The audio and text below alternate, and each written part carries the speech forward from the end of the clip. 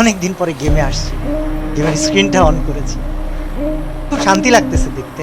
এবং একটা মজার বিষয় কি জানো, একটা সময় মনে হয় তো ভিউ পাইতেই হবে, একটা সময় মনে হয় তো টাকা কামাইতেই হবে, অনেক কিছু করতে হবে।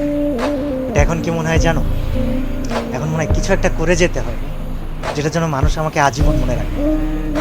আগে অনেক কিছুতে ভয় পেতাম, আর এখন জাস্ট একটা কথা বলি যে আগে ভয় পেতাম বা কাউকে থামাইতে হলে চিল্লা পাল্লা অনেক কিছু করতাম, এখন সবচেয়ে ধীর স্থিরভাবে, সবচেয়ে নরম কণ্ঠে, সবচাইতে ইফেক্টিভ কাজগুলা করে দেখাইতে চাই। আমার জন্য দোয়া করো, আমার সাথে থাইকো।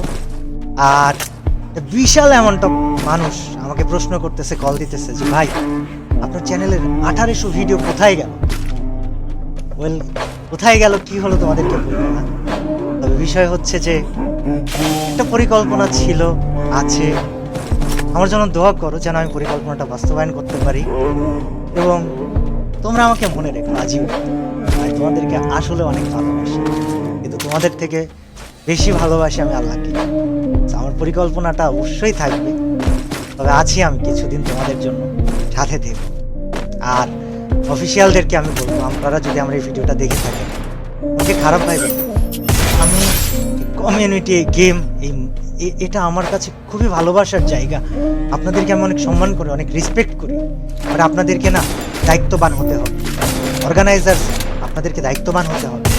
স্পোর্টস প্লেয়ার, তোমাদেরকেও দায়িত্ববান হতে হবে। এবং আমি নেতা হতে আসিনি, কিন্তু আমি সবাইকে সাথে নিয়ে কিছু পরিবর্তন করে যাব ইনশাআল্লাহ।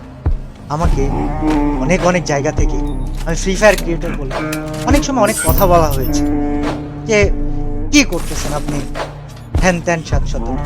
তবে আমি ফ্রি ফায়ারকে সম্মানের জায়গায় রেখে তারপর ইনশাল্লাহ হারাই যেতে চাই। আল্লাহ হাফেজ সবাইকে, আবারও দেখা হবে। নিয়মিত ভিডিও দিতে পারি বা কিছুদিন পর পরও দিতে পারি, আবার নাও দিতে পারি, কিন্তু তোমরা আমার ভিডিও পেলে সবার কাছে পৌঁছে দিও। যে কয়দিন আছি কিছু একটা চেঞ্জ করে যাই। আল্লাহ হাফেজ সবাইকে, আমার জন্য সবাইকে আসলে অনেক ভালো।